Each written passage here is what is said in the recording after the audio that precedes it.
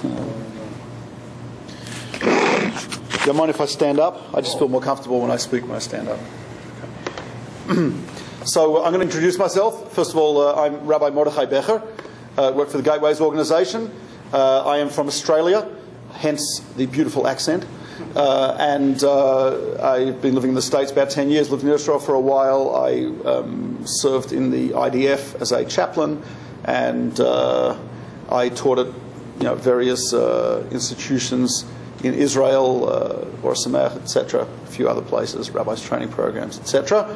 And my organisation, Gateways, not my organisation, I work for it. We do classes like this all over the tri-state area, seminars at hotels, at over the weekend. We just did one in Los Angeles, in Woodland Hills, and we have programs every Yom Tov festival as well, usually about 1,200 people. And we also do AskTheRabbi.org, which we get, I don't know, we've had about 150,000 questions so far and answered in the archives. And that's more or less what we do. So tonight's class, we'd like to thank Jeanette for organising it and inviting me. And thank you everyone for coming. So let me start with, we're going to talk about Judaism and science. Science and Judaism, etc. So let me start with a statement by one of the greatest of Jewish scholars ever, who was also a scientist, Maimonides. Rabbi Moshe ben Maimon, you may have heard of him, lived in the 12th century. He a very prolific writer. He wrote books of Jewish, the first book he wrote when he was 20, so you can feel like an underachiever now. He wrote his first book when he was 20, a book on astronomy, and then he wrote a book on logic, and then he wrote a commentary on the Mishnah. He wrote all these books in Arabic. That was the standard language of all the Jews, 90% of the Jews at the time. He wrote his most famous book is Mishneh Torah, which is a book going through all of Jewish law from beginning to end. I mean, everything. And I mean, everything from, let's say, the laws of Jewish belief all the way through to combat morality, right? Business ethics, how to run a state, taxation, agriculture, everything, right? The entire system, all there. And his other most famous work is Guide for the Perplexed. That's his great work of Jewish philosophy. So anyway, he starts, his Mishneh Torah was written originally in Hebrew, as opposed to his other books which were written in Arabic. And so we actually have manuscripts, interesting, of his handwriting in Cairo, Geniza. I was just in January, I was at University of Cambridge, and I was able to see the Cairo Geniza, which has the writings of Maimonides there. So anyway, Maimonides starts his book, Mishneh Torah, with the following statement. And listen carefully. The statement is this. I'll say it in Hebrew, then I'll translate. For those, anyone know Hebrew?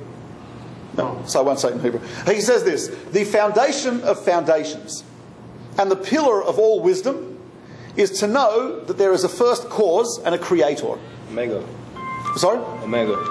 No, that's not what he says, but okay. Right? He says the foundation of foundations and the pillar of wisdom is to know that there is a God, a creator. Now, I understand why he says it's the foundation of foundations of Judaism. That seems pretty obvious, right? You can't really have... Judaism is God-focused, and it's the foundation of foundations of Judaism. No question about that. It's type of obvious. He states it because it's important to state, but it's... Okay, that makes sense. The second part of the statement, that's a little curious. The second part of the statement is, it's the pillar of all wisdom. I understand it's a pillar of the Torah, Judaism. But how is it the pillar of all wisdom? That's what I'd like to try to understand what Maimonides means here. Okay, is the question is clear? Okay.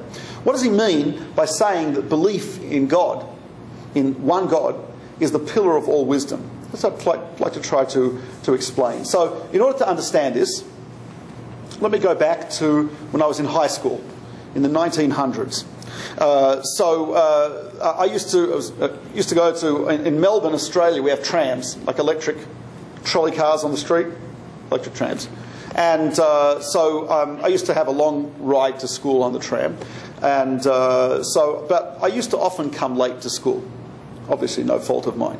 And I came in late to the class, about half an hour late, and the rabbi says to me, Becher, why are you late? And I said, because the bus that my father normally takes me to the tram, was not able to take me this morning. I had to get a bus, took a lot longer, so I missed the regular tram. I got here late. So, all right, he writes down something. Next time I come late, I said, Becher, why are you late? I said, my dog was very sick. I had to take him to the vet. I had a dog for 13 years, Labrador Cocker Spaniel cross, right, and a very beloved pet. Anyway, so I had to take him to the vet. He says, write something down. The next time I come late, he says, Becher, why are you late? I said, the tram broke down. They had to send an alternate tram, so it took a little longer. Write something. The fourth time I come late, he says, Becher, don't bother. He says, I don't care. He says, you are a goring ox. A vicious ox. I said, what are you talking about? First of all, I don't even know what an ox is. Anyone ever seen an ox? I've never seen an ox. Okay. Right? Some type of cow, I don't know what. So he says, you are a goring ox. I mean, a vicious ox. I said, what do you mean? He said, let me explain. And this is how he explained it. According to biblical law, this is in Exodus 22. According to biblical law, let's say I'm walking in the street with my pet ox, Fifi. Okay. Fifi and I are walking along the street, got him on the leash, right? And Fifi sees another ox and attacks the other ox. Bam! Okay, and causes $100 worth of damage to the other ox. So far, so good. How much do I owe the owner of the other ox? How much? According to biblical law, how much do I have to pay him? The full amount. Nope. Nothing. Huh? Nothing. No. Half. Why half? Answer is very simple. Most oxen are not vicious. Your average ox is quite placid. Rarely do they do anything. They just like to eat grass, drink water, and relax.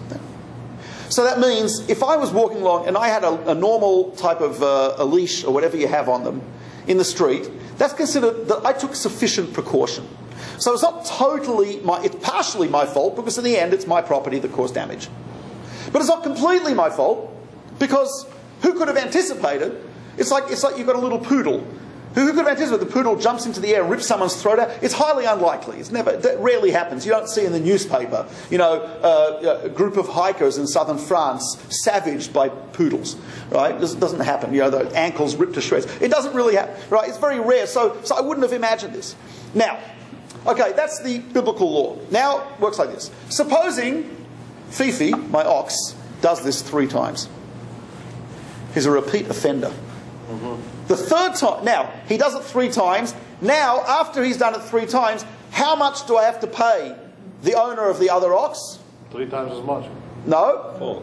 100%. Full damages. Why? Because now I should have realized, right, that I need a greater degree of precaution and of guarding of this, right? It's a very simple law, right?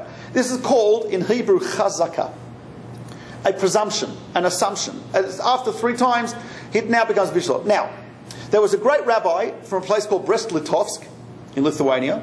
His name was Rabbi Chaim Soloveitchik. You may have heard of the Soloveitchik family, very, very famous. Soloveitchik's family of great, brilliant Torah scholars. One of them, Rabbi Yosef Dov Soloveitchik, was the head of Yeshiva University in New York. Okay. So anyway, Rabbi Chaim Soloveitchik explains this law in the following way.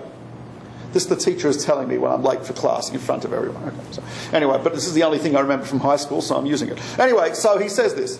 He says, Rabbi Chaim Soloveitchik explains it in the following way. He says, the first time my ox attacked, I could have said, you know what, it was coffee, too much coffee this morning. I should have given it decaf, whatever. The second time, you could say the sun was in its eyes, it couldn't really see, it was all annoyed, and it didn't really mean it. The third time, you could say, you know what, it was in heat, right? Who knows what happened, right? It wanted to run across the road, there's a beautiful ox over the other side, beautiful ox, whatever. But let's say, right, so it runs over the other side, hits the other ox on the way, right? He says, so Rechaim says, or I could give one explanation that will explain all 3 phenomena.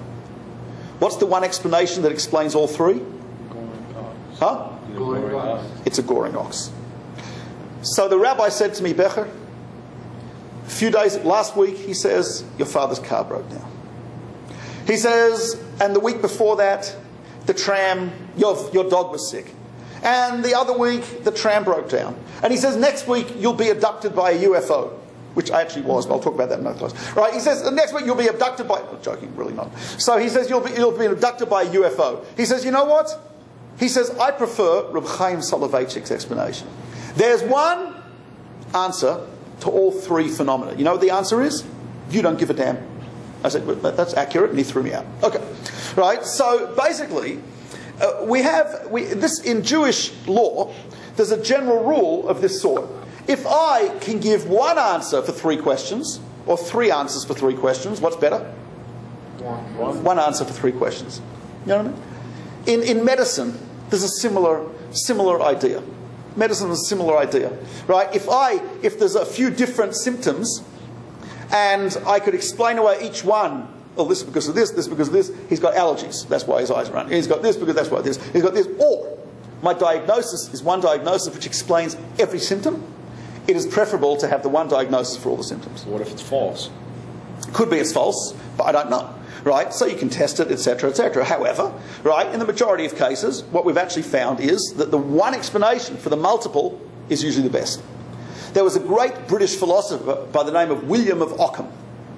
Occam's razor. Exactly. So Occam's razor is not something he used to shave. Right? William of Ockham, in one of his books, he writes, one should not posit plurality unless it is absolutely necessitated. He said it in Latin, but it's irrelevant. Right? That is to say that in nature, right, very often, usually, the best explanation is the one where you take a razor and shave away the garbage, and you have it like a minimalist. You know what I mean? It's elegant. It is simple, not simplistic, but elegant and simple, and has got the minimum components to it. Does it make sense so far? Right, and we have found this has worked. This generally tends to work. Right, sometimes the explanation might be that you've got multiple problems which explain the multiple symptoms. Right, but the majority of cases, right, this is an effective technique for problem solving. You know, when you think about it, right, if someone would tell you, I am going to show you the formula that explains the relationship between energy and matter, I would say, well, it's quite impressive. The formula which is at the basis of virtually everything in the solar system, I mean everything, not solar, everything in the universe, which is the basis of all nuclear energy and so on and so forth, I would expect to see a blackboard full of numerals and symbols and letters, etc. Instead, what is it? Everyone knows this. E equals mc squared. Right? Einstein called it beautiful. Only a scientist, only a nerd could call that beautiful. But it is beautiful, right? Right? It's a little geeky to call that, but it's beautiful, right? He looks at the formula and says, yeah, it's beautiful because there's a certain mathematical beauty to it. It's very simple, it's elegant, etc. Now, this idea we find in many cases. Example, let's say I am trying to trace the behavior of a gas. So, on a very simple relationship, Boyle's constant, right? It's the volume versus the temperature, right? I don't have a blackboard here, but you have to imagine a graph here. It's a very easy graph, x and y axis, right? Right. So I've got temperature, temperature, temperature. Volume, volume, volume. Simple? Okay. I increase the temperature, what happens to the volume? It increases, right? So I put a little dot, right? 5 degrees, this many cc's. Right? 10 degrees, this many cc's. Another dot. Another dot, another dot, another dot, another dot. Eventually, I'm going to have a lot of dots. What do I do with the dots? Basic human instinct. Connect the dots. If you see a guy on the street with a dot here and here, right, and you happen to have a magic marker, most people will be able to not resist the urge to, right? You have to do it, right? It's join the dots, right? Now we do this. That's on physically joining the dots. But truth is, what I mean is that ultimately there's an instinct which is intellectually to connect the dots. That's what we do. We couldn't really make progress unless we connected the dots.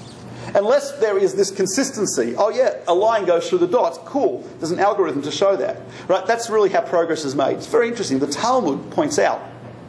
Talmud says, very interesting statement. Just for those who do not know, the Talmud is the major, predates Maimonides. Talmud was written down in about 500 of the Common Era, i.e. 1,500 or so years ago, right, in Babylon. And it is a huge, multi-volume, 22-volume discussion of Jewish law.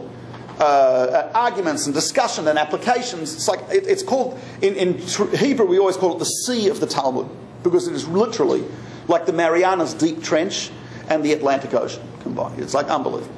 Right? So the Talmud makes the following statement. It says, you should not speak to a magi. A magi is a Persian polytheist. Polytheist, someone who believes in multiple gods. We were talking about this at home. Polytheism, I said to one of my kids, he's got an ear for language. I said, polytheism. He says, what is that from? I said, poly means many. Theos means God. So polytheism, someone who believes in many gods. So my kid said, is that where politics comes from? I said, what do you mean? He says, politics. Poly is many. Ticks are small blood-sucking parasites. So that's where... So I said, yes, that actually could be accurate. Right? That's where we have etymology and entomology cross.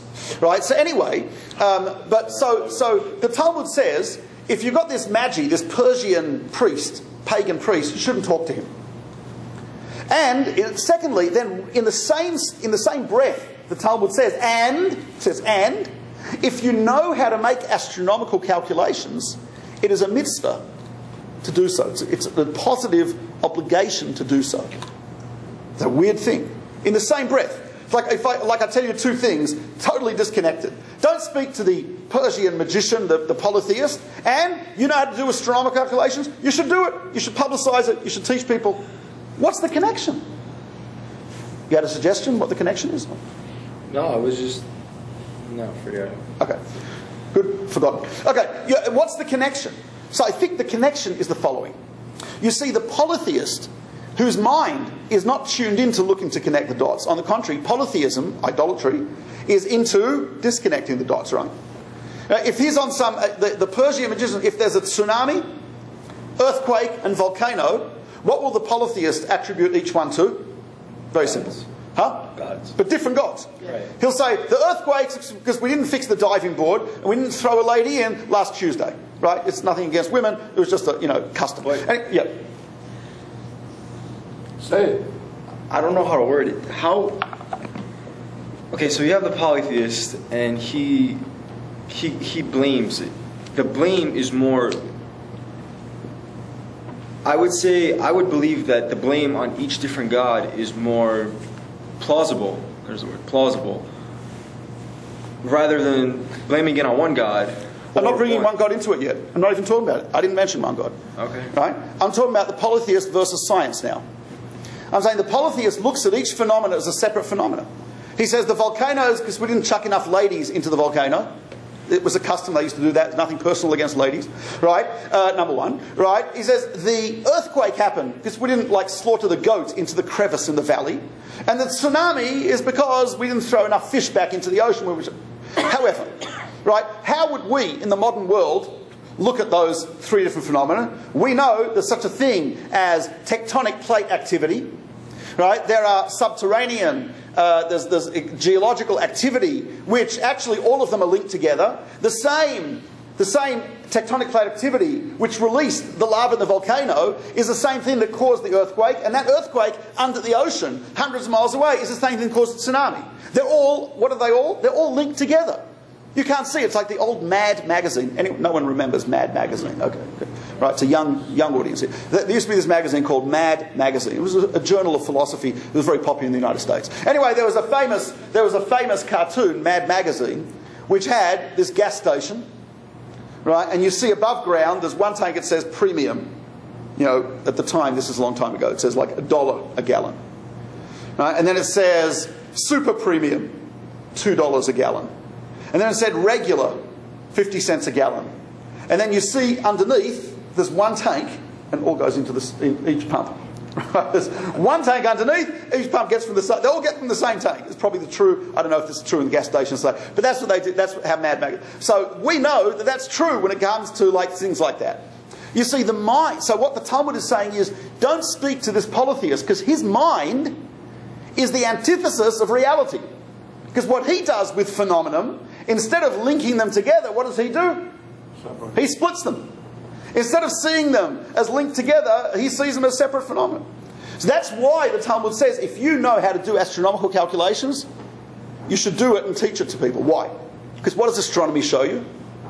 It shows you the unity of things, right? There are beautiful, mathematical, elegant formulae that describe the movement of the sun and the moon, the stars and the planets and the universe in a very, very beautiful way. Newtonian physics is still correct for things on a non-quantum level. And it shows in a very, very beautiful, elegant way that the pool table, the same rules that control the balls on the pool table and control the roller coaster, right, and the seatbelt in traffic and so on and so forth, also are the same rules for the sun, the moon, the stars, the planets.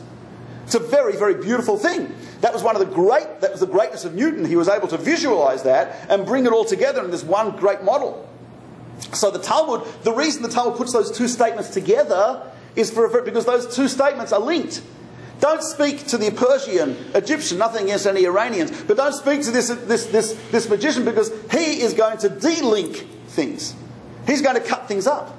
Right? And if you know astronomy, teach it. And by the way, just as an aside, how did the ancient pagans get power over people? The answer is they used to know a little astronomy and they didn't teach it to people. So like in ancient Egypt, right, the priest says, if you don't give me all your money, the sun god Ra will close his eye Monday morning at 10:20. And we say, ooh. Right? So some people give him his money, some people say, what does he know? Right? What happens Monday morning at 10:20? Eclipse. Eclipse. Right? So everyone says, oh my gosh. So they give him more money. Now, had Egyptian classrooms, like we used to do, had they had someone in the middle with a flashlight, right, and kids all around the class with the basketballs and the tennis ball stuff, did you do that? I don't know. In Australia, we used to do that in elementary school to teach us the solar system, right? You had the kid with a sun, sun's in the middle doing that, right? And everyone else got basketball, right? Different sized planets, and they're all walking around, right? And the teacher says, okay, stop. And you say, oh, cool, eclipse, right? Would anyone have been impressed? No one would have been impressed by the Egyptian priest. No one. The little kid would have said, duh, we did that in school last week, right? That's an eclipse. And he would have said, oh, thanks. Right? So basically, that's why the Talmud says it's a mitzvah to teach astronomy and to make these calculations. And it's interesting, the first book, one of the first books Maimonides wrote was a book of astronomy. Do you want a question or was it just... No. Oh, I thought you were just twitch. Okay. It's like an auction. If you move. Right. Okay. Anyway, yeah. Wasn't Maimonides excommunicated from the Jewish community? No, not at all.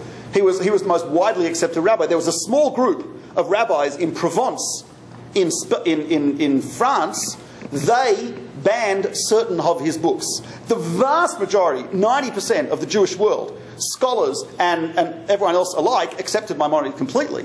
Today, he's one of the most accepted, right, scholars. And no, but for 1,000 years, literally. Well, not 1,000 years, for close to 800 years.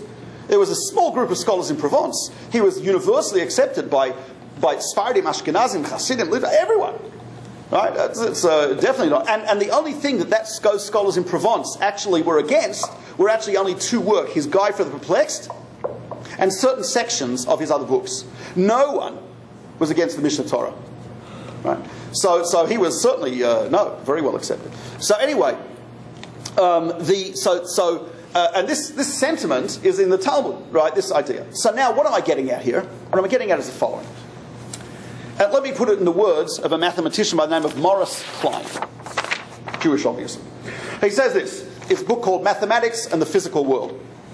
A study of mathematics and its contribution to the sciences exposes a deep question. The concepts, the broad ideas, the logical standards and the method of reasoning were fashioned by human beings. Yet, with the product of his fallible mind, man has surveyed spaces too vast for his imagination to encompass. He has predicted and shown how to control radio waves, which none of our senses can perceive. He has discovered particles too small to be seen by the most powerful microscope. And you can go on and on with what we've done, right? We've mastered certain quantum phenomena in order to do computations. I mean, the memory. I mean, this is a BlackBerry. It's like the memory on this thing can hold, I don't know, thousands and thousands and thousands of songs, hours and hours of songs, right? I've got all my classes on here and files and stuff. I can communicate with people all over the world with this tiny little thing. It's like wild, mind-blowing, right? And all this was done with the power of the human mind, using mathematics, a human invention, to control things which we can't even see. I mean, what goes on in the chip here, I have no understanding of, right? As long as I just know how to press the buttons. But basically, I know that there is something happening on the quantum level, which is almost like a switch showing the 0 and the 1, and so on and so forth, right? That phenomenon, the way he puts it is, he says this. He says some explanation for this marvelous power is called for. He says it's a strange thing. Albert Einstein put it a little differently. In a letter to Maurice Solovine, Albert Einstein put it this way. A similar statement to Maurice Klein, but he puts it a little differently. He says this: the most incomprehensible thing about the universe is the fact that it's comprehensible. Because... Go on. Okay? Why is it called? He says the most incomprehensible thing about the universe is the fact that we can actually understand it. He says because a priori, in the first place, you wouldn't expect it to be so. Why should it be understandable? But you see, what happens is there's a certain logic and a certain line that infuses and runs through all of the universe. Some express it as Occam's razor. Maimonides expresses it a little differently, right? But it's basically the idea of a certain logic, rationality, and order that is there. So it's interesting, there was a philosopher named James Barbour. He wrote a book called On Religion and Science, which is about religion and science, shockingly. Anyway, so James Barbour makes the following observation. He says most of the great theories in physics, in science, in virtually all areas of science, did they come from the Western world or from the Eastern world? The Western world. Now, in Asia, for much of history, they were far more advanced in technology than the Western world. We know that China, in mining, in chemistry, in many areas, were way beyond the Western world. However, James Barbour is concerned with why is it that so many of these great theories all came from the Western world? Why? It's not like the Asians are less bright. Just look at the colleges today, right? Jews, Asians, right? That's it. Right? So what is it? So James Barbour writes, his belief is, because he says the philosophers, the scientists of the Western world come from a monotheistic worldview. They may themselves not be religious. They may themselves not even be believers. But they come, like it or not, from 1,000 years, 2,000 years of an understanding that there's one God. And he says, therefore, they are psychologically looking for, what are they looking for? That one thing. Unity. Looking for the one, the connection. He says, if you're tuned into looking for connection, he says, the fact is you'll find it. Because the world actually is connected in that way, as mathematics has shown us, as our success in science has shown us. Humanity has been incredibly successful in science. Incredibly successful. I just came back from Australia on Thursday. Last Thursday, right? So I was in Los Angeles, got back to here Monday. So I was flying from Australia, 16 hours, Melbourne to Los Angeles, in a 380 Airbus. Airbus 380. You know, it's a huge plane. The coolest thing about this plane, without question, seated differently. No, is the sky cam. No, the sky. There's a camera on the tail of the top of the tail of the plane facing forward. So you can see on your screen, take off, landing, you can see the entire flight on the screen from the perspective of the tail. This is the coolest thing. It's unbelievable. Right? You see, but I'm watching this. This plane is like unbelievable. It's huge, gigantic. It's like 2 stories the entire length. Right? There's bars upstairs. Who knows what? Right? I didn't go upstairs, but whatever. You have to pay for that. But it's a huge plane. Right? It's flying. We were flying at 39,000 feet in the air at 600 miles per hour for 16 hours with approximately 500 people. You start to think about this too much, you could get a little nervous. You tighten your seatbelt a little bit. Not it's going to help you, but whatever, right? But I'm thinking about this. I'm saying, you know what? This entire plane is you know what it's held up by? Bernoulli equations. It's held up by mathematics. It's held up by some guy, Bernoulli, from Switzerland, Jewish mathematician, right? He's got these equations that explain the high pressure, right, and the higher pressure, the lower pressure, the aerodynamic. That's unbelievable. It's mind-blowing. So we've been very successful with our science. And that science is based on this understanding that we don't divide up the phenomenon. What do? We actually connect the Dots. Now, I believe that's what Maimonides is saying in his original statement. Remember the statement Maimonides made? Right? The foundation of foundations and the pillar of all wisdom is to know that there is one God. Why is it the pillar of all wisdom? I think what Maimonides is saying is this. The understanding, the belief that the world's going to make sense, the belief that there are rules that govern things, the belief that there is an order, the belief that there is a pattern, the belief that I can connect the dots, the belief that the world is comprehensible. This is based on the idea that there is a rational mind behind it, that there is an order behind it. If there's laws, there's a lawgiver. I was going to say a lawyer. That's not a good way to compare. I don't want to compare God to a lawyer. Right? No offense to anyone. But if there's laws, there's a lawgiver. If there's mathematics, there's a mathematician. If there's order, there's an orderer. And the more we discover of that, the more we see this inherent unity that exists. Interesting. Richard Dawkins, who is a professor at University of Cambridge, his chair is the public education of science, which is what he's meant to do. Of course, he spends most of his time doing what? Does he actually teach science most of the time? What does Richard Dawkins do most of the time? Argues against God. That's what he does most of his time, right? Which makes me think of Shakespeare's statement, "Me think he doth protest too much." In any case, Dawkins, in one of his books, is called Unraveling the Rainbow. Anyone read it? It's called Unraveling the Rainbow. Basically, Dawkins' thesis is the following. He says, what is belief in God based on? He says, based on ignorance.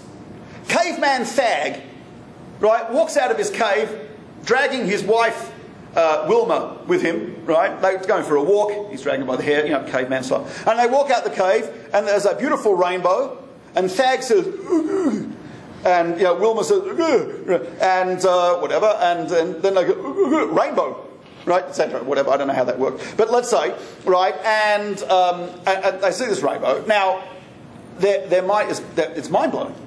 Beautiful, red, orange, yellow, green, blue, indigo, violet, beautiful, perfect, it's like semicircle, I'm just like, gorgeous, right, unbelievable, right? And they're looking at this, and they cannot understand it. It mystifies them, it's beyond them. So what do they say? Must be God.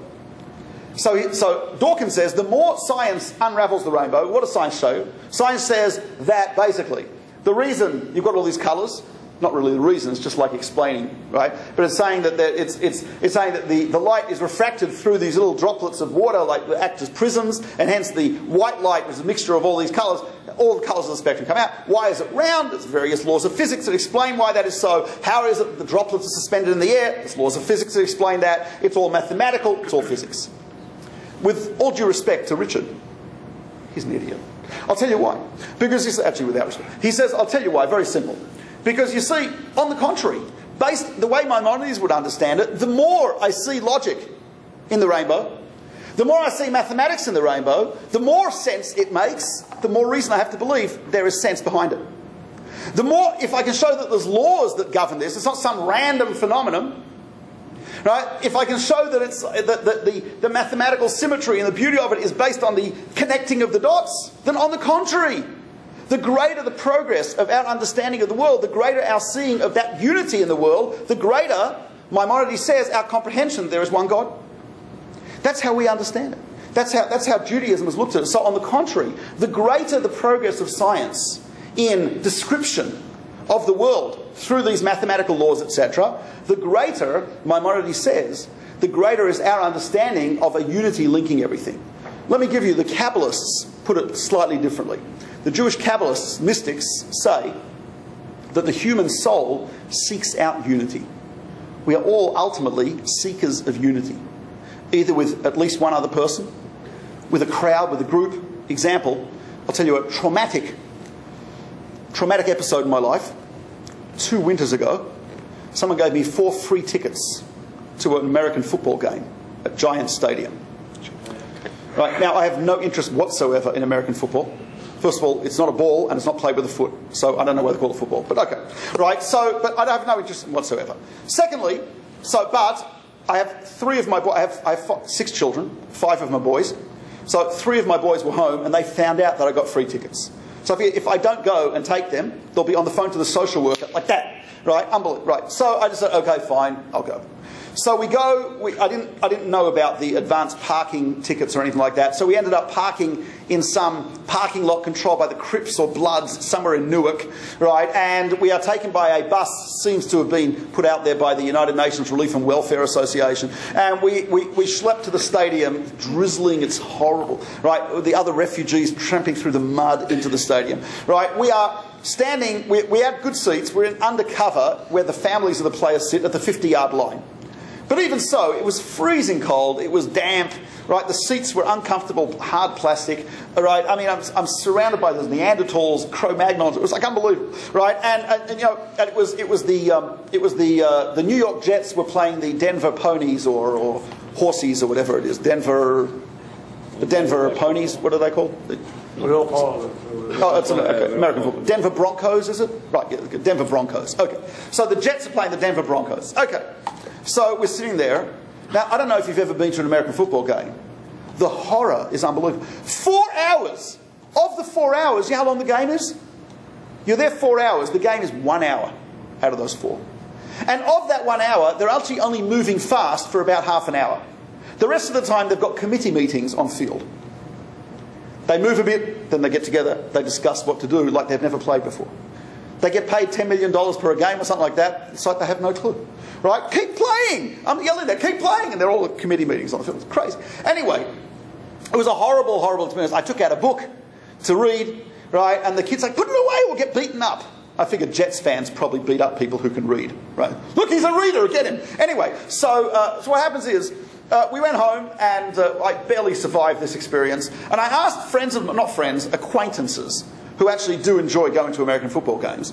I asked them, what is it? Why? Let's imagine for the moment you like American football. Why don't you consider home on a high definition, 3-dimensional plasma television, right, with fantastic speakers, right, on a couch which is comfortable, with people that you want next to you, with the type of beer that you'd like. You do not have to put on a biohazard suit to go to the bathroom, which makes things very difficult, right? I mean, no one's standing up in front of you when anything exciting is happening, right? You can replay it on TV. I mean, it's like unbelievable, and it doesn't cost you anything. So I asked people, why do you go? What do you think? What did people tell me? What do you think people told me? What was the most common? It's not a scientific survey. I asked a bunch of people. Most people told me the reason they liked going was not the football per se. You know what it was? Energy of the crowd? Yeah. It was the experience being part of the huge crowd screaming their heads off, J-E-T-S, Jets, Jets, Jets. And I thought to myself, thank God the name is nothing more complex than that, because the fans would have a real problem, right? But basically, right, that's really, so it's the crowds being part of this great crowd. It's really, a Kabbalist would say, football games are an example of the quest of the soul for the feeling of unity. Also, there's a phenomenon known as bageling. Everyone know what a bagel is? Not the noun, not the bread. There's a verb, I bageled you, you bageled me, we all bageled each other. No? Everyone know the verb bageling? Anyone? No one's been bageled? No? You haven't bageled anyone? No? Well, actually, you don't know what it is. How do you know if you've been bageled or not? You may have been bageled. Okay, I'll explain to you what bageling is. Following. You have someone, a Jew, who is not obviously Jewish looking. But you just look at them, you would have no idea they're Jewish. When they come within approximately 4 feet of a Jew who is obviously Jewish looking, they will very often feel an overwhelming desire to identify themselves to you as Jewish. Right? By some random phrase in Yiddish or Hebrew or something like that. You know, so, you know, a friend of mine was at some type of game, whatever, and someone said to the, leaned over, my friend's wearing a yarmulke, this person had no clue they're Jewish, this person leans over and says, this is as boring as my grandfather's Seder. What do we call that phenomenon? That's called bageling. I was in Budapest with a group of students, taking 30 students on a tour, walking around on the street called Vati Utska, right? And we're walking on the street, these 2 tourists come over to me, they say, excuse me, sir, you seem to know your way around? I said, yes. He says, could you tell me where the open-air market is? I said, sure. Go to the end of the street, make a left towards Dohani, and I think you'll see it on your right-hand side. The guy said, thank you very much. We would not want to be wandering around for 40 years like last time. What was that? that was a bagel. That was a bagel. I was bageled in Harrods in London. I'm standing in Harrods. There's a very upper crust English couple standing next to me. The guy's wearing a silk cravat. Right? They're looking at some piece of crystal, and they keep glancing in my direction. I'm saying to myself, I can feel a bagel coming along. Anyway, he looks in my direction and he says to his wife, he says, Harriet, and she says, yes, George. He says, oy vey, this is quite expensive. I'm telling you, the last time he said oy vey was at his bris. Right? This guy was no question he was bageling. So the phenomenon of bageling, I would say, it has not yet made it into the Oxford Dictionary. It's only a matter of time. It's only a matter of time. Right? But you see, the phenomenon of bageling is the desire of people to find this unity. One of the Kabbalists described our world as being like a jigsaw puzzle. In a jigsaw puzzle, you see a beautiful picture on the front, you dump it out, now you've got 1,000 pieces. Now the kids, for some reason kids actually like doing this, right? Actually, they used to. Now no one actually plays with anything that does not have batteries or is plugged in, right? Used to be, right, in the 1900s, you can ask your grandparents about this, right? In the 1900s, people used to actually play things that did not plug in, right? So jigsaw puzzle. So the kid looks at the jigsaw puzzle and they start putting together and all the flat parts, and you just get the square, and you see the pond, and then you see the ducks, then you see the hunter with the shotgun, and the more of the puzzle that you see, the more of the picture you see, the more joy and pleasure you get. So the idea here is that's really, in other words, we were talking before about intellectual search for unity. Mathematics, science, logic, order, rationality, it's that comprehensibility. But there's also an emotional search for unity, right? Whether it's in the pleasure of a jigsaw puzzle or in relationships or of identifying with my football team or identifying with my fellow Jews or whatever it happens to be, there's that feeling. So for us, Judaism would say that's a manifestation of this inherent oneness that is built into it. And that oneness comes from one of the names of God.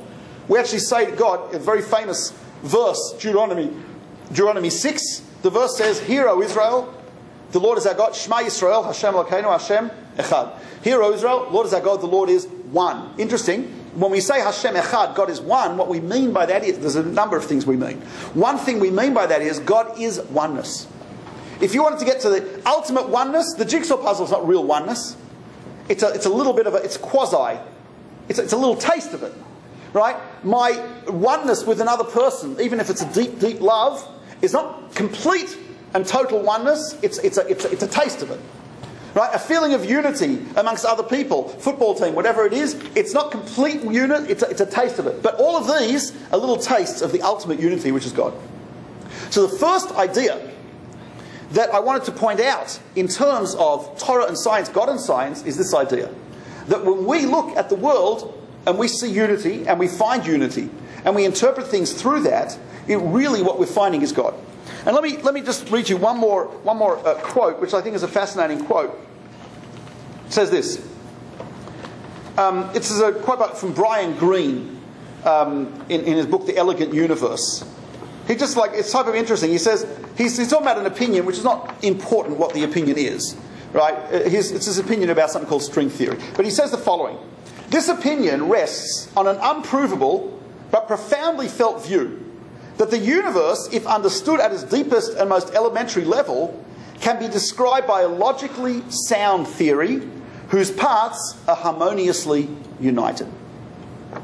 Schwartz, for instance, felt that the mathematical structure of string theory was so beautiful, had so many miraculous properties, that it had to be pointing towards something deep. Interesting to hear him. It almost sounds like an artist instead of a scientist. He's talking about so beautiful, so elegant, so that it must be pointing towards something deep. Yes, we say it is pointing towards something deep. It's pointing towards God. So that's a little bit of an introduction to the way how Judaism and science come together, because Judaism is really the grandfather and mother of monotheism and of this view of the world and this understanding of the world. And on the contrary, we say the more the progress of science in any area, the greater we can actually see this inherent unity and this order which underlies the universe. Okay, yes? I have one statement and one question. The statement I want to say is, it's a human necessity to want to be with others, and then it's a human necessity to not want to be with others. So my question is, how do you explain when people don't want to be together? Is that God saying, don't be together then? I mean, everybody... Of course there are moments that you want to be alone. There's no question about it. So there really isn't that... No, there are moments you want to be alone, but on the whole, certainly the desire is to have a relationship with another person, at least one other person. That's true. Humans are social. Of course, but why are we so? Why is it so? That you've just described it. We travel in packs. Well, generally that's a description. That's not a reason. That's a description, right? We're describing that it is so, right? What I'm saying is not just a description. I'm giving an explanation. Reason why. Right. What I'm saying is the reason for that is because built into the human being, and it is not just socially, as I pointed out. There's also intellectually we look for that, and emotionally we look for that, right? And it's part of that mystical oneness that there is in the soul, which is really a connected to God. It's interesting to note that every human is I mean, again, this is fairly obvious, but we're all absolutely unique. Mordechai Chaim Luzzatto, a great Jewish Kabbalist, points out, he says, the uniqueness of each one of us is an example, it's like a mini example of God. Because each one of us, as God is one and absolutely unique, each one of us, even identical twins, are unique individuals. Right? So even with the same genetics, they're unique individuals. But there is this idea, right, of this uniqueness of oneness. So we would say that is our explanation for that is that it's actually part of that seeking out of this oneness. Or I mean, it's just human necessity. But that's not that's just a description. It's a general description. Yeah. But where's the proof in God Himself? Like, where's the proof that there is this oneness linked to God? Where's that proof that there is, like, I'm not, everything, like I said before, everything has an omega, everything has a starting point. But who's to say what that is? I'm not voting against the Big Bang Theory, but I'm not certain on God. I'm not convinced that it's God or religion per se, religion that has the laws, that has the ethics, morality. Okay, so what we've shown at least is that the idea of God, in the Jewish sense at least, right, is something which clearly, right, is in consonance, right, with what we know about the world. Now, let's go a little further. Well, it's in consonance because ever since from day one, people need, like you said, a Neanderthal, thunder. There's thunder and there's fire. He gets scared. He needs an explanation for Actually, no. From day one, anthropologically, what was the most common thing was polytheism. Monotheism was an exception to the rule. On the contrary, if you've studied the history of humanity, you'll find that from day one it wasn't unity. It was actually polytheism, yes. Right? And monotheism burst onto the scene pretty suddenly, about 3,200 years ago or so, a little less than that, right? So it's actually we were trying to say that the human being, for as long as it's been in existence, when at least they became a little more, intelligent, that they don't need. They were actually searching an explanation and naming it as God. Whether it was many gods or whether it was one God. Is that what you're trying to? Yes. What I'm saying is that the belief in their theory, God, the reason why I'm speaking on behalf of them, maybe they feel to hold back a little bit, but we had this conversation before. They're not necessarily saying that there is no God. They're just saying that the perfect explanation hasn't been presented to them yet. Well, look, there's a psychological... Right. Is that correct? There are psychological impulses to want to believe God, but by the same token, there's a psychological impulse to want to understand the world. Right? The same psychological impulse there is, right, for many things doesn't validate or invalidate something. In other words, there are definitely psychological satisfaction. There's definitely psychological satisfaction in explaining something scientifically as well. It doesn't invalidate the science. Right? I'd like to see laws. I'd like to see a non-chaotic universe. I'm sorry, I'd like to see a non-chaotic universe. I'd like to see a universe which is governed by laws. That means that I've got a psychological motivation to do science. It doesn't invalidate the science. Right? The psychological motivation doesn't invalidate God either. I can give you a perfect example. Let's say 250 years ago, somebody would tell you that there would be planes flying and people would be transported from one location to another, not by a boat or whatever, by a plane. You'll probably think you're crazy. How is that possible? Until you see it, that it's doable, then you say to yourself, yeah, that's fine. So I think that's something similar to this. You have to. I know it's hard for you to grasp it because you don't see it, but there is. Right. So let me explain. Let me continue. It's not just. Let me continue with this. I'll just continue with the answer to your question. Right. So we would say a few ideas here. Okay. Number one. One of the great unanswered questions, and Stephen Hawking has attempted to answer it in his latest book, one of the great unanswered questions is why should there be anything as opposed to nothing?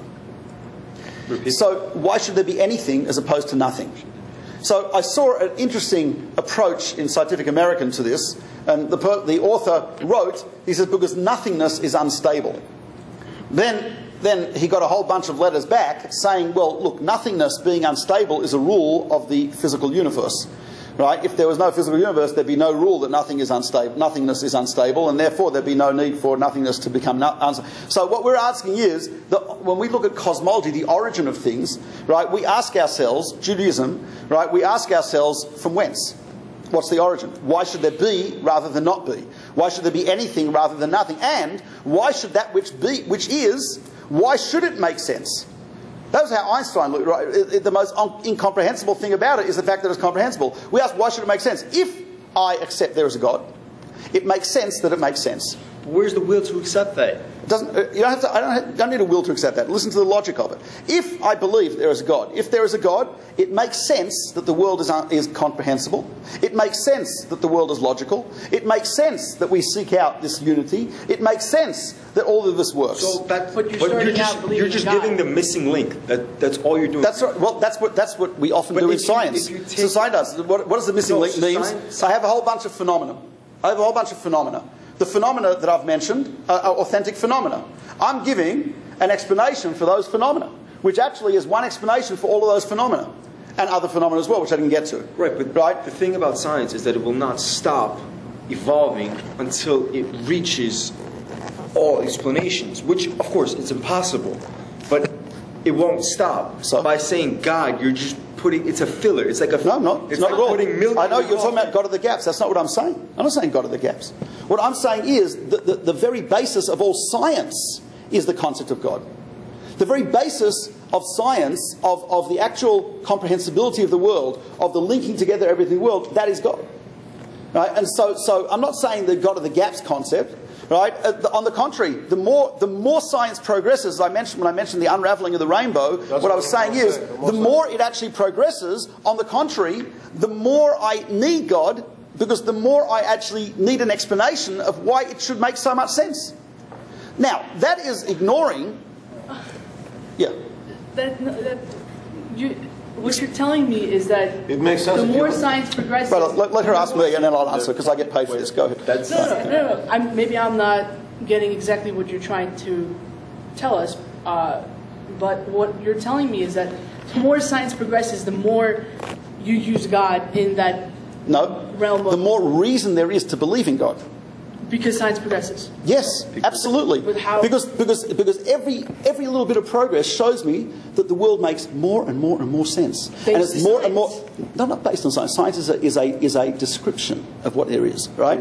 But those descriptions are descriptions which are very logical and which are based on laws and which are based on order. So my question is, where does the law come from? Where does the order come from? Perfect. Where does the comprehensibility come from? Right? Science laws of nature. That's not an explanation. Nature with a capital N. What's that? But look, where do laws come? Let me ask you something. What is nature?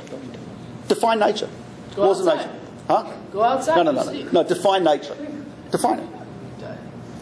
Define nature. What do you mean? You're telling me that it's the air, it's you, it's me, it's the plants, it's the trees, it's the sun. It's everything. Yeah, it's everything. Nature is everything. So let me ask you something. Why should there be laws in nature? What is is nature bright? There are laws in nature. The question is why there are. No, the question is why there are laws. Right? You're saying they're the laws of nature as if that's an explanation. Nature is not an intelligent being. Nature is not a sentient being. Nature is not something which bestows. Nature is just a name you give to the totality of everything you see. But, that's all. So it's not a sentient being, right? If I come along and say, I see sometimes articles which say things like, "Isn't nature brilliant?" I say, "Hello," right? If nature is based on randomness, if the world came about as what's the alternative to God? Let me ask you something. What's the alternative? The alternative is randomness. Randomness is not a name is not something which creates laws. It's randomness. So to say it's the laws of nature is really evading the question. Can I explain it to you? Sure. Well, what he's saying is that everything has to come from something. There has to be... Something has to set it in motion. I flip the cup, the cup goes. Right. That's causality, but okay. Right, but... So he's saying, where did the nature come from? The physics, the actual... Nature itself requires, to a certain degree, nature itself requires an origin. God on top of it just to be like, okay. But God is totally different here. Because you see, nature are physical phenomenon, and physical phenomenon, right, require an explanation. So you see, what I'm saying is this: there are additional ways in which I see God in the world, aside because I haven't even touched the history aspect of it, right, which is another issue, right? But let's leave aside history for the moment. What all I'm talking about is the idea of the origin of laws.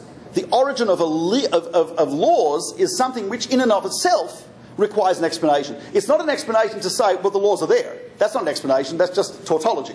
The laws are there because the laws are there because the laws are there. That's not an explanation. What I'm offering, and what this idea is that actually that is the explanation for why there are laws, because there's a logical mind, there's a rational brain. Brain is a loose term, but there's a mind, so to speak, behind it. So that is what I'm saying, right? And I see that, right, as not something which is in contradiction to science, but I see that as something which is actually in complete parallel to what science is doing. Look, yeah. What if the science that explains nature is just beyond us? I can assume you have parents, right? Everyone in this room has parents, correct? Mm-hmm. Everyone came from somewhere. Where did God come from?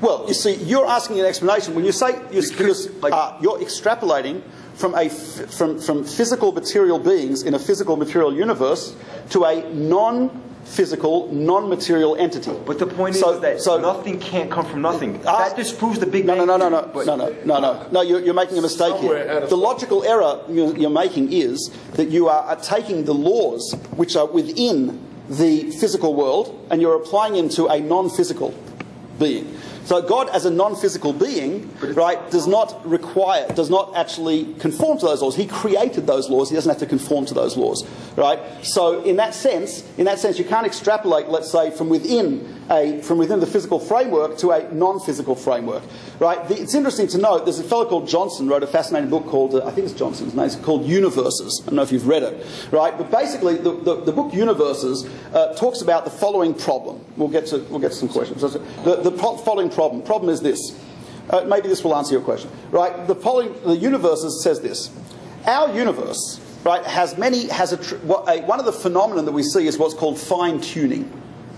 Fine-tuning means that everything is very, very precisely tuned in this universe. I.e., it's like I walk into a hotel room, and in the hotel room, everything is perfectly suited to my tastes. Right? Now, what is the explanation for that?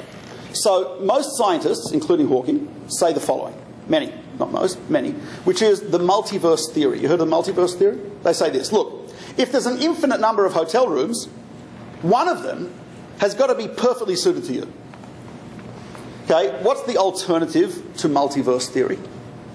No hotel room. Is that there is one hotel room and someone knows you and designed it for you. So the alternative to God, ultimately, when you look at the universe, the alternative to God is to believe that there are multiple, infinite, parallel universes. To me, that is a far greater stretch of faith than belief in God. To believe that there are, and also I should point out, it's not logical. It's not any more logical than God.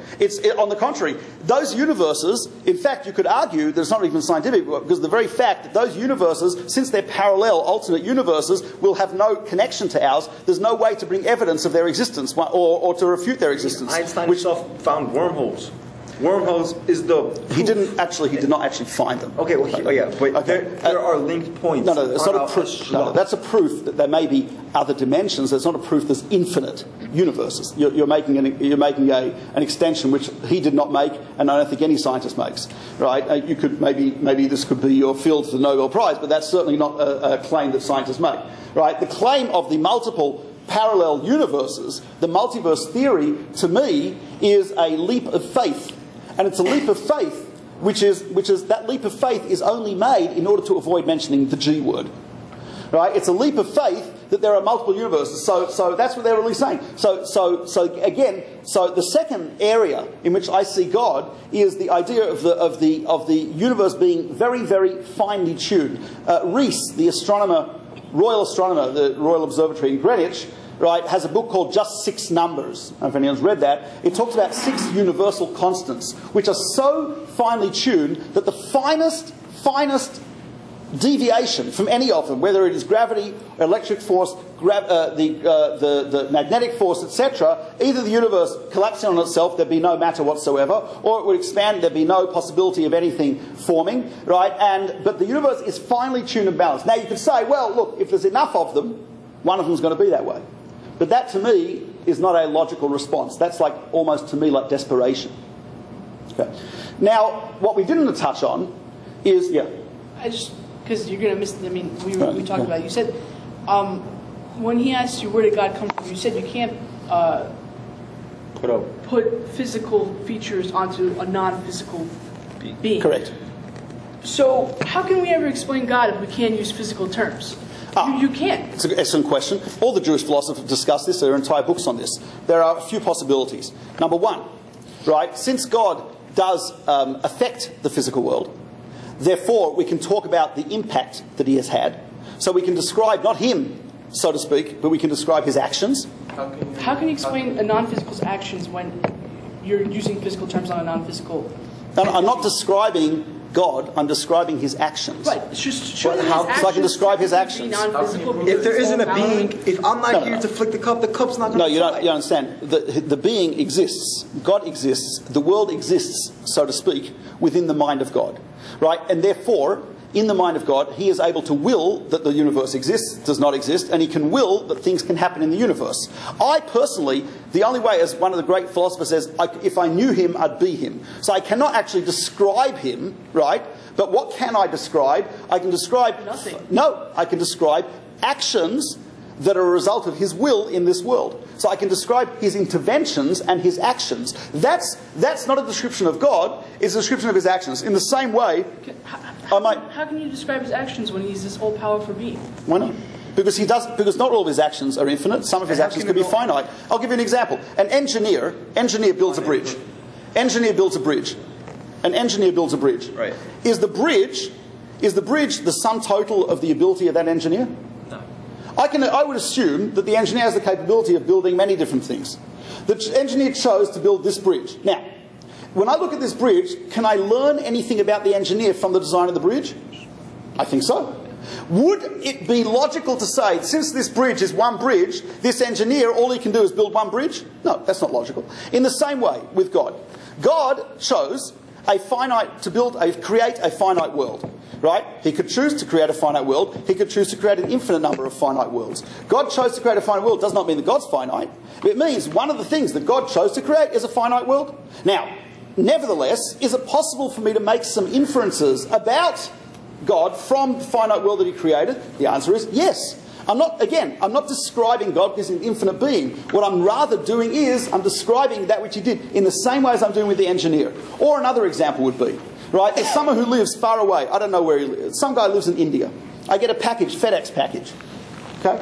And the FedEx package got a present for me. So that's pretty cool. Very nice. Right? And the present actually gives me incredible success business-wise. Right? And I say, wow. So I wrote back a letter of thanks. Right? He then sends me another present. The next present gives me whatever, I don't know, it cures some disease, some genetic disease that the family, whatever. Right? Unbelievable stuff. Now, I've never met this guy. Never met him. Don't know what he looks like. Don't know if it's a him or a her. No idea. However, I do know certain things about them from the present they sent me, right? I can say, well, if this present indicates that whoever this is, certainly, at the very least, knows a heck of a lot about the financial world. Right? Because he sent me this formula that may be killing on the stock market. Correct? Makes sense so far? Right? He sends me something else, right, tells me, you know what? He obviously at least knows a lot about genetics and biology. Every present he sends me, I can actually have a little more knowledge about what his minimum capabilities are. Correct? Without having seen him, without knowing what he looks like, without knowing if it's him or her, I don't know anything about. But I do know. So you understand the analogy here? Right, God, all the FedEx packages that we get, so to speak, in this world, right, I can look at them, I can say, aha, I don't know what he looks like, don't know if it's him or her, etc. But I can know that he's at least this, at least that, at least that. That's the basic gist of it. That's not a problem. Logically, that works very well, very nicely. So what's but the proof that? But it's feasible to believe that because he's out there, you're getting a FedEx package from India. Same thing with God. So I don't I'd like know. to say that you're You have the capability of going to India and seeing him physically. Look, I'm just using it as an analogy. Listen to the analogy, and you're getting. What happens is you're getting messed up with the analogy. Listen to the analogy. The analogy is it's possible for me to make inferences about someone or something without observation, but rather by what they do. Okay, that's all I'm saying. How do you know In the what same, God does? I'm saying when we're talking about the basis of the question was we assume the basis of the question is there is a God. That was the basis of the question. Since there is a God, the question was, if there is a God, how can I know anything about him because he is infinite? I'm answering the question based on the assumption that there is a God. Otherwise, it's not even a question. Right? You understand? Let's use logic here. The question was, how can I know God? Obviously, the assumption of that question is there is a God. If I'm assuming there's no God, that question is not even a question. Okay? So the question is based, assuming in the framework of our discussion that there is a God, we have a question. Okay? So the answer to that question is not going to be, okay, let's have a different framework. Right? That doesn't work that way. Right? You understand? Okay, so within the framework of the question, which assumed there is a God, you asked, how can I know anything about it? My answer was, using this analogy of the engineer and the bridge, of the FedEx packages, i.e. the world which he created, the things that he's done in history, and so on and so forth, are examples of actions that he has done, the bridge that he has designed, right, and the FedEx packages that he sends. From those actions, from that bridge, I can make inferences about him, even without seeing him. That's the simple explanation. So if I see a rock on the street, that's proof that there's, that... Misunderstanding, totally misunderstood it. I didn't say it was a proof of God. What I said was that I can make certain inferences about God from things that God has done. Now, the truth... that God is infinite. No. You've totally misunderstood. I thought I was talking... Okay, let's try this again. Right? I'm not proving that God exists from the rock. I'm answering your question. Your question was, how can I have knowledge of the infinite God, right, if I cannot wrap my mind about the infinite from a finite world? My answer was a very simple answer, that I can have knowledge about something which I cannot see, hear, etc., or wrap my mind around, from what he has done. So I can derive knowledge of God. Indeed, I could derive knowledge of God from the rock, if I had sufficiently good knowledge of it. I could derive knowledge of God from the human body. I could derive knowledge of God from history. I could derive knowledge of God from all these things. Right? That's all I'm saying. I'm not proving, right? I'm saying that I'm answering the question. So now that means that I can look into this world and I can figure out certain things about God, which is actually what we do in Judaism, what the Torah does. So it's a very, very, very simple idea, just like the idea of the engineer. I think the problem with these people is that unless they don't see, they don't believe. That's my understanding. Yeah, no, he's Let me ask you a right. question. Can I just make a point here? Okay. Guys, you guys have televisions at home? You have remote controls? Yeah. You've had remote controls for how many? About 20 years? When you turn the button on remote control, you click the channel. Does it click? Yeah. Okay. Is there a wire that's connected to the No, television? but we understand that it's wireless. Hold on. Why? Okay, do you see the energy in between? What's doing it? Energy. No, but if I have the right technology, I could see it. No. But the whole one you technology, the basic, hold on. Okay. What is moving the channel? Energy, right? God is energy. What, do you I would see disagree. It? Do you I'm sorry. I have to disagree. Okay. Since I'm giving the lecture, I'm allowed to disagree. Right? I don't think God is energy. God is beyond that. Energy is a physical phenomenon. God is way beyond that. But I hear what your metaphor is. Right. I'm just the point is that to restrict. Just because you don't see it, you just don't understand it. Maybe that's the whole point. Because it's big. See, I feel that it's me, God. I don't need. I understand that there's an earth. I don't need to know that God created it. It's more about ethics and morals. What's going on in this world that I need to believe in God when they're, Hitler destroyed 50 million people's lives. But so let's. I don't care about. Let's deal with the issue. Let's deal with ethics and morals. That's exactly okay. Let me ask you something. Okay. Let's deal with ethics and morals. What is how would you tell? Let's say we have a Nazi, or we have someone who likes to torture small children for fun. Okay. I want to give that example. Because it's an example that I think are probably pretty safe, that everyone will agree that it's evil. Right? Does everyone agree that it's evil? I'm pretty safe in that. Everyone agrees that it's evil? Let me ask you something. Right? How would you argue with such a person? How would you tell him that what he's doing is wrong? God should tell him that he's No. Don't get God. How would you argue? How would you argue with such a person? Why is it evil? Argue with a person. They just put him away. No. Well, how would you convince? Why would you say the Nazis were wrong? How would you convince them that they're wrong? Why would you say they're wrong? Same thing. What is morality? Let me ask you what morality is. But Why are you against the Nazis? No, I'm serious question. Why are you against the Nazis? Give me an Because they killed innocent people for no... Yes, but they... I'm asking why is that wrong? Why is that wrong? Because they were doing it against other people's No, why is that wrong? So why is it... So what? If you look at it... In the animal world, nature, in the animal world, whales... They kill to survive. Okay, let me focus. Let me give a... Right. Whales are the biggest mass murderers on the planet. Whales? Whales. They kill thousands of zooplankton and krill and prawns every day. Thousands. One individual whale has killed more living beings than all of human dictators put together. Now, is that immoral? And if it's not immoral, why is it not immoral? It's his nature. He can't help it. Okay. So you've got a human being. We kill, but like, human being. I kill germs. Wait. A human being. Let's say you've got a human being. A human being comes along and kills someone. Okay. Why can't he claim that it's his nature?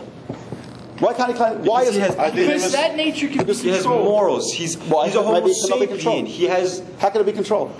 Why can it be controlled? Maybe. Are you saying there's free will? Are you saying there's free will? That sounds like a religious argument to me. Isn't that exactly what God wants us to have? No. Forget God. You're arguing from the point of view there's no God. So let's keep God out of the picture. You've got to be consistent. So we're going to keep God out? Yes, keep God out of the picture. So are you arguing that I've got free will? Okay. Are you arguing I've got free will? Where's free will come from in nature? How do I have free will? Do you say... I say that if I walk over and I hurt someone badly, I say...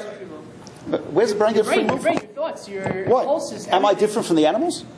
Why am I different from the animals? Am I not just a more advanced animal? If you leave God out of the picture, am I not an animal? Advanced. In what way? Perfect. Advanced. More intelligent, that's all. Yes, that's more intelligent. What? That doesn't mean more free will. No. That doesn't mean free will. Animals killing animals. Free will doesn't... Free will makes no sense.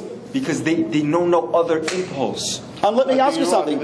A human being has a... I have an anger... Right. Someone cuts me off... Someone cuts me off in traffic. Am I threatening you right now, though? So But you should... why is it wrong? You haven't answered the question. Because a human being is not threatening another human being, while in the other case, an animal is threatening another animal because they're going to go after the same prey to eat. The plankton are not threatening the whale. I can guarantee that. But the plankton no whale are food for the whale. No whale. Why? Whale shrimp. Did the shrimp threaten the whale? Listen. Why is the whale? Why is it okay for the whale to eat? Okay, so humans eat humans. I mean, I know there are Yeah, why not? cannibals. Why not? No. Why not? Why not? You tell me why not. I want to hear a logic. Don't bring God into it. I'm not bringing God. Wait. Let me finish. I want to hear a logical reason why it's wrong to do that. I'm peckish. I'm hungry. I kill the other guy and eat him. Why is that wrong? Okay. That is okay. Stop. Why is it wrong? So it would be okay? That is okay. If I'm hungry to kill you and eat you? Wait. It's okay for me to kill you and eat you if I'm hungry? It's okay for me to kill you too if I'm hungry. There's nothing If you else were out on there. a plane... If there's nothing else the out plane there, crashed, it is perfect. Do you hear what you're saying? I want you to hear what you're saying. I want you to hear what you're saying. Wait.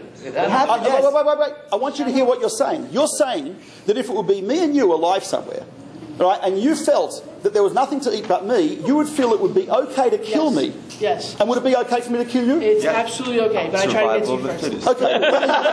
Let me say the following. The Nazis felt that the Jews were a threat to their existence. No. Wait. Let me finish. No, but that The was Nazis one felt... dictator who- Let me finish. The Nazis felt that the Jews were a threat to their existence, and they were right. We were a threat to their existence. Because you see, the Jewish people, right, represented conscience and morality, and the Nazis were the opposite of that. So from the Nazi point of view, the Jews are a threat to their existence. Is it okay for them to kill us? Yes. They're a threat to our existence, so it's okay. Have we? No. Because threat to it's okay? existence meaning I'm going to take a gun and kill you. Why is that a threat? That's not the only threat. No. It's perfectly okay for somebody to be smarter than somebody else because that is But just what if my nature. threat is a threat to your entire That was existence? intellectual threat. That wasn't. No. What's the difference? Physical threat. What's the That wasn't a difference? physical. What's the intellectual. difference? No. What's the difference? Hold on. Because everyone has the same opportunity to learn. No, they don't. Just wait. It's not true. Not everyone has the same Okay, fine. opportunity. You have different genetics and everything, but That's right. And physical and intellectual threats are two completely different things. You cannot compare physical threat. No, to the intellectual Nazis threat. felt... I'm just asking the following. You've got a Nazi who's absolutely sincerely convinced that the Jews are a threat to his existence. physically a threat to his existence. Right? That's what the Nazis believe. No. That's what the Nazis believe. From his point of view, that is what the Nazis believe. That's what they believe. He's not clearing Adolf Hitler. He's not clearing anybody that gave off the propaganda. But the propaganda was successful to make every German Nazi believe that the Jews are a threat, the gypsies, homosexuals, everyone. And what I'm asking also is this. Dolphins torture harbour seals just for the heck of it. Right? Yep, Marine Oceanographic Institute has found dolphins torturing other harbour seals. They don't eat them. They torture them and leave them half drowning. There are many baby dolphins who've been found with injuries caused by adult dolphins. Right? Is it immoral for the dolphin to do that? But it's their nature. They do not. How could you? So would you go ahead and arrest a dolphin? Is this making sense to you? Think of what you're saying. What can I do? You've just said. You know what you've just said to yourself. I'm saying it is immoral. You've just said to yourself. What can I do? I don't know what I can do. You've just said to yourself. I just want you to see. Without God, I just want to summarise the things that you have said this evening. Without God. Okay. It'd be okay. It would be okay for you to kill me if you felt hungry and I was the only source of food. If there was nothing else. So I think you have to think deep down if that really is what you believe, because I have a feeling that you don't really believe that. You might just be saying that for the sake of argument. No, I actually it's believe 100% true. It's happened before. There are cases. No. The fact that something's happened doesn't make it moral. Right, but the fact that something's happened does not make it moral. Look, and the case in the Andes you're referring to, they didn't actually kill each other; they were already dead. They were already dead. Right. So that's. I assume you're referring to the soccer team in the Andes. So that's irrelevant. To kill someone, like if me and her. But why is it immoral? Why is it? But why would it be? It's immoral for the dolphin. Why is it immoral? How would you argue with someone who says, immoral. "I feel that I'd like to hurt you"? It's a deep down. I was born with that inclination that I like to hurt other people. Well, that person is a sociopath. So let me ask you something: do we have free will? Do we have free will? Can we control ourselves? According to Do we have God, free we will? do. Forget God. According to God, we do. Forget God. Do you believe you have free will? Yeah, we do have free will. Why do you believe you have free will? Where does that come from? In Because nature, I can how do you get see up and free will? walk out the door. That's my free That's will. your illusion of free will. That's your illusion of free will. That's actually part of your genetic programming, and that's part of Freud's. No. Freud did not know genetics. No. Genetics Freud's... were invented after Freud, so that's irrelevant, right? What I'm saying is that from a purely physical perspective, from the physicalist perspective, which is the perspective that you are taking, there is no free will. The physicalist perspective would say that everything is controlled by various laws of nature and by genetics and by upbringing. And that if a person does something, it was inevitable that that's what they would do. Right? Religion, right, and free will is a spiritual concept. Spiritual concept. Right? Your perspective doesn't make sense. There is no free will in the physical world. So we don't have free will? No, but yeah. I'm saying if you don't believe in God, you don't have free will. Cannot be scientifically explained. It makes very little sense scientifically. Philosophically very little explain sense. it. Right.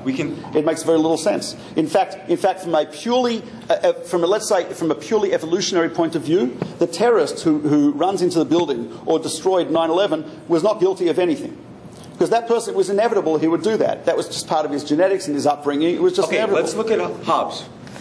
I think what they're trying to say is, why would God allow such events? Is that Yes. No, That's not true. What I'm saying You're saying is, if God is, because I've been speaking to them, so I just want to that's exactly right. What they're saying is, if Hashem is, in their view, if Hashem is there, why would he allow? Even let's say in tell you the answer let me finish. it's very simple. 1 second. 9/11, they're saying like there was a lot of Jews there. Let's say we believe that Hashem is that we're Hashem's children, right?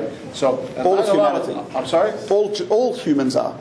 No, but the Jewish people really believe that we are the chosen kids of Hashem. Okay. I mean, that's what the Lubavitchers come and teach us, but whatever. Which is not right, by the way. But let me finish. For argument's sake, 9/11 hit. 3,500 people had to die. So what they questioning is, why would Hashem allow that to happen? I'll tell you right now. I'll tell you why. Because if Hashem... I'm asking him for... but I've learned this too. The reason that can be allowed is because if I go and run out that window right now, I die.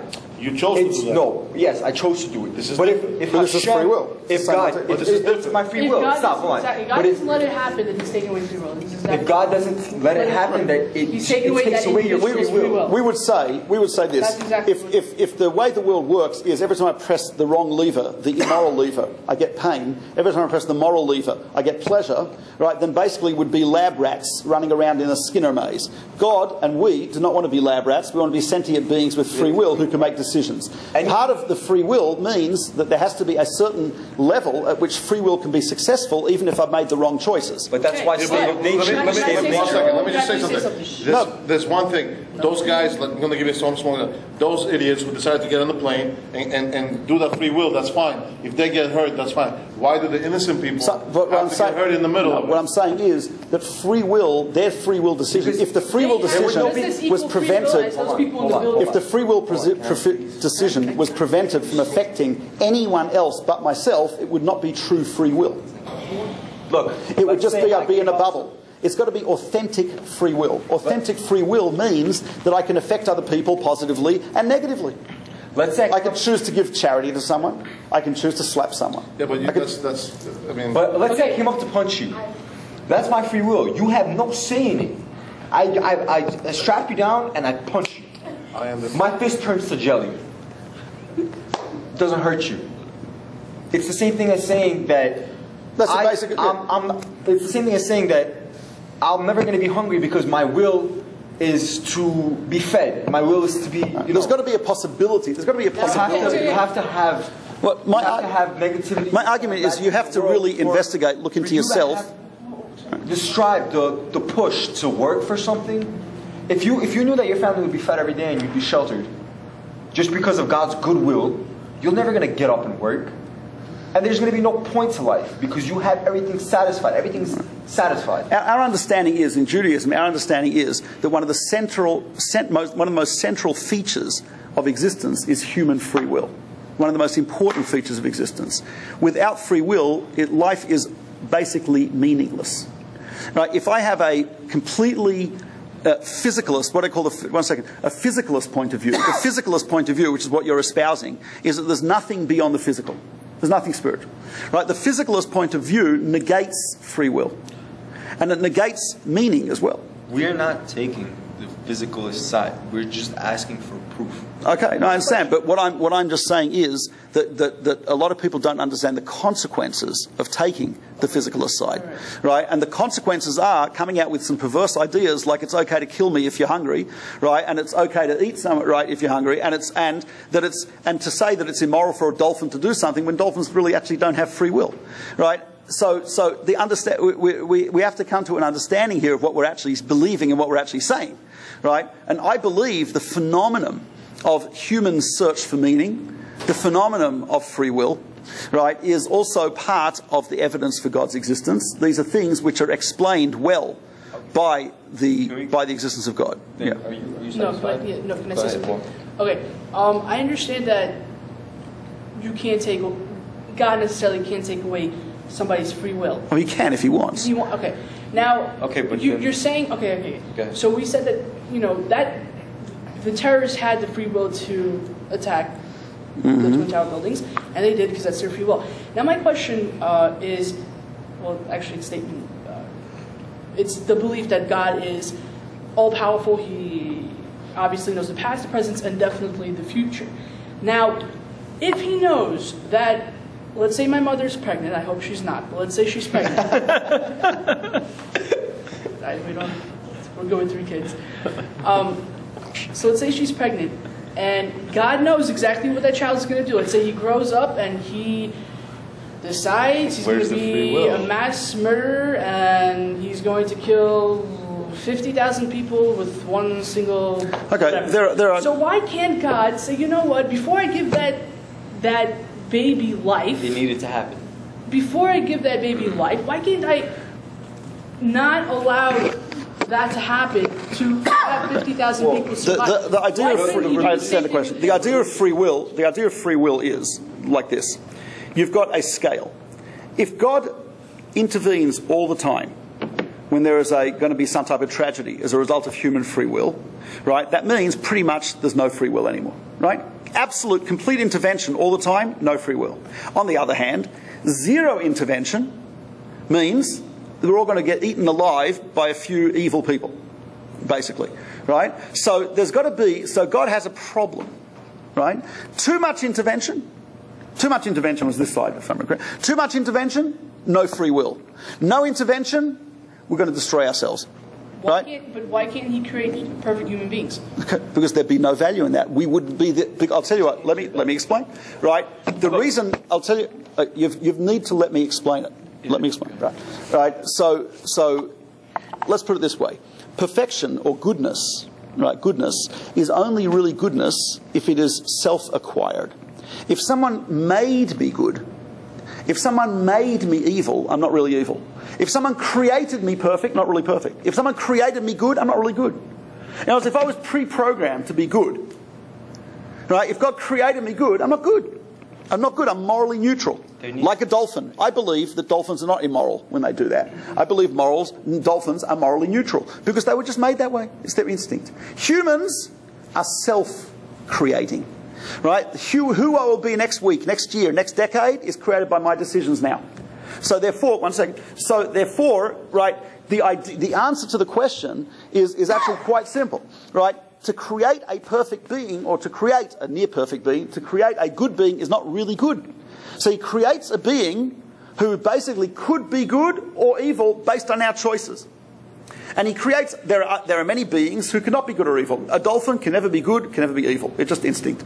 A whale is not good, it's not evil, instinctive. Humans can be the depths of evil, can be the greatness, the heights of good, if they choose to do so. If it is not a matter of our choice, it's not really good. Okay, now, so basically what you're saying, God never learned from Adam and Eve. No. So he gave them free will, they ate the apple, whatever. No, that's obviously part of the plan. Obviously, it's part of the plan. Then he continued to give humans free will. Absolutely. What is the lesson learned? The lesson is very simple. We are making progress through our free will.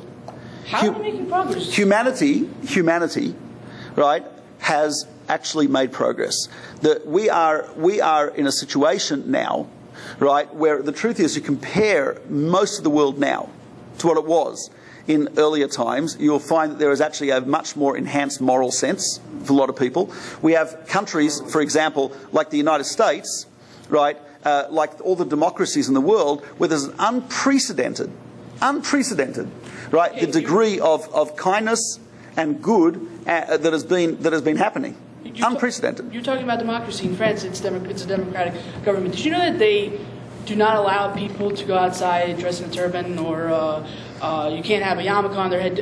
Is that democracy? You can have a yarmulke and you can have a turban. No, the only thing, incorrect. The only thing that they have banned is a burqa, and there is a very good reason for that, right?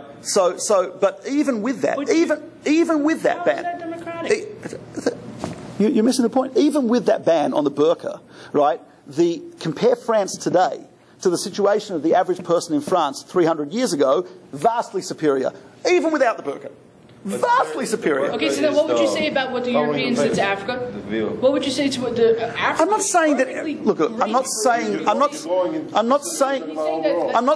No, you misunderstand. I'm not saying that every single thing that every single democracy has done is perfectly good. What I'm saying is that the quality of life, the quality of liberty, the quality of morals for many, many people, is certainly in the democracies, is far superior than what it was in previous times. We have definitely made progress, and we have made progress scientifically. And the truth is, right, it's not as if God doesn't need to learn from the right. What God has done is created a system where the human being, it's almost like a closed system, where He's left it to the human being to build, to create, to destroy, right, to do good, to do evil. And within that system, that's why we're here. So he has no power, is basically what you're telling me.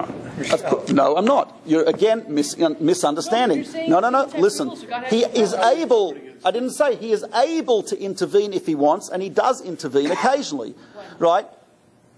Exodus from Egypt, creation of the State of Israel, 1967. I can go through pages. He can intervene, and he does intervene. You're making a leap which is not logical. The fact that God doesn't usually intervene, right, you're saying, therefore he has no power. That's not what I'm saying. I'm saying that because he chooses most of the time not to intervene, because he wants us to create a meaningful goodwill through our own free will. Right? So now, if the whole venture is in danger of collapsing, he intervenes. If there's something especially important in history, Exodus, Sinai, etc., he intervenes. But he chooses not to. So that doesn't mean he doesn't have power. In the same way, I generally, with my kids, right, if they're having a fight, I have 5 boys and a girl. So the boys, when they were little, they used to fight. Most of the time, I chose not to intervene. I could have intervened. I could have grabbed him, lifted him up, and moved him away. I felt it's better if they work it out themselves than I'm always intervening. That's not because I don't have the power to. It's because I think as a good parent, that's what I should do. Or my kid's riding a bike. I let my kid ride. You ever taught a kid to ride a bike? I don't know if you've ever taught a younger sibling to ride a bike. Right? You hold onto the seat, and then eventually you let go of the seat. And what happens is they'll eventually fall. Now, imagine I want to be an extra good parent. So my 16-year-old boy is riding to school on the bike, and there I am running behind him. Right? I call that child abuse. Right? Child abuse. Right?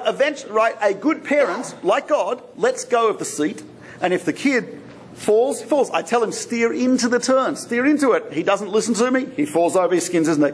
It's painful for me, but you know what? As a good parent, I want him to do that. So let's say if you never interfered in your children's fight, then hopefully this never happens, but 10 years later, when they're all married, they don't ever want to talk to each other because of that fight. So do you feel good about yourself? I have to have, as I said, I didn't say I'd never intervene. What I said is I usually don't intervene because most of the time, it's, well, you know, I have to make decisions about that. I have to take responsibility. Part of being a parent is I have to take responsibility. I have to know. It could be I made a mistake. God doesn't make mistakes. I can make mistakes, right? Could be I made a mistake. I'm just saying, but do you disagree that you think that I should intervene every single time with my kids? Because maybe one time I should. No. That's just, then your kids will be jellyfish. Your kids will be jellyfish. No, but your kids will be jellyfish. Obviously, if they make a mistake in the future, if I made a mistake by not intervening, it could have consequences. Okay, fine, it'll have consequences. But again, God has that similar situation. Most of the time, He wants us to work it out ourselves. He's given us instructions. He wants us to utilize our free will so we can grow and become good people. Right? That's what He wants us to do. And I think by the Torah, most of the time you won't have these problems. Okay, and the greatest gift He gave. The Torah was never read to us by God. It was. Sure it wasn't. We had to read it, and it was. Interpret it. Don't we interpret the word ourselves? What were the Jews doing in Sinai for 40 years? If you look in the Torah, all the major events happen in the first year and the last year. The middle 38 years, nothing happens. So there's a bunch of Jews walking around the desert that are saying, "Oh, beautiful sand dune, isn't it, mate? It's very nice. That one's also nice. Yeah, that's all. 38 years." The answer is, right, the 38 years they spent in the desert, 40 years really, but that 40 years in the desert was the time that God was interpreting the Torah for the sake of the Jewish people. Right? And that was enshrined in what's known as the oral tradition, which was written down eventually in the form of the Mishnah by Judah the Prince. This is a whole subject which I cannot deal with in 2 minutes. Right? It's a whole lecture in and of itself. I just explained to you that if you live your life by the Torah, a lot of these things that you question, you're not going to have to deal with. Right? But again, I just want you to get the main point here. The main point that I wanted to make is this. Right? Then we have to finish off because I have to go home. Right? The main point is, I'm back in New Jersey. I live in New Jersey, so I have to. Right? So really? Oh, cool. Whereabouts? Angle Cliffs. Oh, okay. I'm living in Passaic. So anyway, but a few main points. Number one is the unity concept that we seek, that we find, that works in nature, right? That works in science. The unity concept that we find also emotionally and spiritually in what the human being seeks, which I believe has its origin in the idea of one God. Right? Number three, we also briefly touched upon the idea of the origin concept, the concept of why should there be something rather than nothing, right? And the world is so perfectly finely tuned. The only alternative is either God or a multiple, infinite universes, right? Which I find to be a faith-based thing, which makes very little sense. Number five, we also touched on and discussed how we can ever know God, being that He is infinite. And the answer I said is I cannot really ultimately know Him. I can only know what He has done and make inferences about Him from His actions, what He has done, like the engineer with the bridge and like the presence from India. And then we discussed number six. Each of these subjects that we discussed, by the way, really deserves an entire class in and of itself. But we had a very wide-ranging, right, a question-answer. So, but each one deserves a class in and of itself. And then we touched on free will, and my belief and, my statement and belief that in a physicalist system, when there's no God, free will is a very, very difficult thing to support, right? And without free will, there's really no morality. And morality is only possible with free will, and I should point out, a meaningful life is only possible with free will. If you don't have free will, then absolutely life has zero meaning. Right? Everything is predestined, everything is automatic, etc. And then the last thing that we discussed was that given that there is free will, but there's a lot of rubbish and there's a lot of bad stuff that happens as a result of free will. So we discussed the idea that God is in a sliding scale of difficulty. Right? Too much intervention, no free will. Not enough intervention, no people. Right? So there's intervention occasionally. Right? But on the whole, right, he'd prefer to leave it to ourselves. And ultimately, as I said somewhere in the middle of the class, that from Jewish point of view, right, really the whole purpose of creation is expressed in the idea of free will, which is for the human beings, all of us, right, not just the Jews, but all of human beings, to actually attain a level of we hope to become God-like, similar to God, right, to overcome space, time, ego. Right, technology is speedily overcoming space, speedily, right, getting us to overcome time, right, and of course morality is for overcoming ego, right, and we should contemplate these ideas. And again, there's a little introduction. That's all this was. I'm not claiming to prove anything, right, but I think it's an introduction to how Judaism, at least Maimonides, certainly views some of these ideas. And as I said, each of these subjects is a discussion in and of itself. And those who are interested, if you want to write to asktherabbi.org, I can recommend books on each of these subjects separately, or lectures on each of these subjects separately.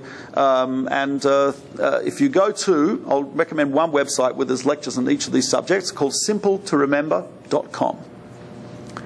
So if anyone goes simpletoremember.com, if you cannot remember it, you probably won't understand the classes, right? So simpletoremember.com has individual lectures, not just by me, but by other people as well, on each of the subjects that we touched on during the class. Thanks very much for coming, and appreciate your coming, appreciate your questions, and thank you very much. And I've got to go.